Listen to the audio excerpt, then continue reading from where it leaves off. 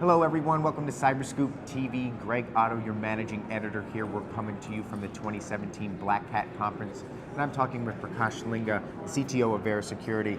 Prakash, thanks for joining us. Thank you for having me, Greg. So, I know that you are a relatively young company. So for anybody watching out there, inform them on what Vera Security really concentrates on. I'd love to. Yeah. Vera is a data-centric solution where the security and control follows the data wherever it goes.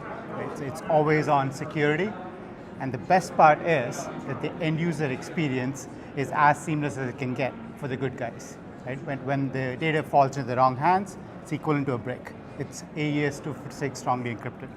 So Vera is really the first usable data security solution where you get the best of both worlds, security and end user experience. So talk to me about that idea of encrypting the data when, we talk about privileged access and identity management when it comes to making sure that data doesn't fall into the wrong hands. But it sounds like what you guys have, there's an extra preventative measure that goes beyond what normal identity and access management provides. Exactly, right? So the idea is to take the data, right, and encrypt it with AES 256 and layer that with access control, right? Where you give access to a few trusted individuals, but everybody else does not have any access. Now, on top of it, what Vera does is provide what we call dynamic data policies. Okay. Where the data is not just protected at rest, but also protected in motion. And when the data is in use in the application, we enforce policies like copy and paste and printing to provide that always-on security guarantee that I was talking about. Right? So when you talk about identity and access management, that's really helping decide who is trusted versus who is not trusted, and which is an integral part of the security solution. Right? But once you know someone is trusted, the goal is really to make sure that the trusted individual is not able to take data out easily.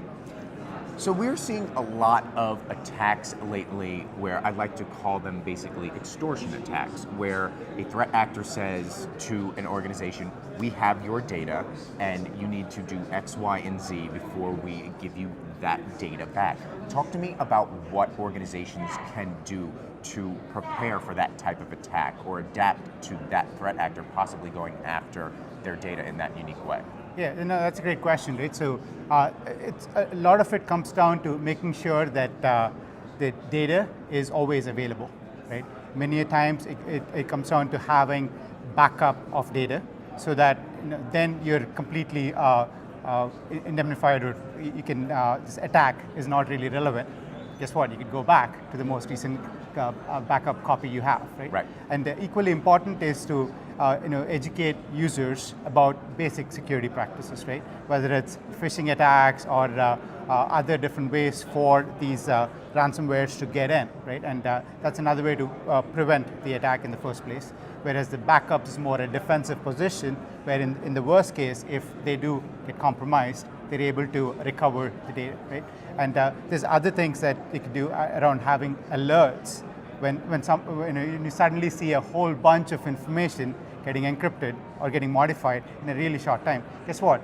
Real users do not open thousands of files or access thousands of files in a matter of seconds. That's an alert, right? And that's where you can contain the damage from some of these ransom attacks to a small population of files, right? So it's both preventative in terms of education, but also more a defensive position around making sure that you can fall back to known good data so that you could limit the damage. Great. Prakash, appreciate your insight. Thanks for joining us today. Thank you so much, Greg. For all of our videos, check out our YouTube channel. And for more on Black Hat and all things cybersecurity, check out cyberscoop.com. I'm Greg Otto. Thanks for watching.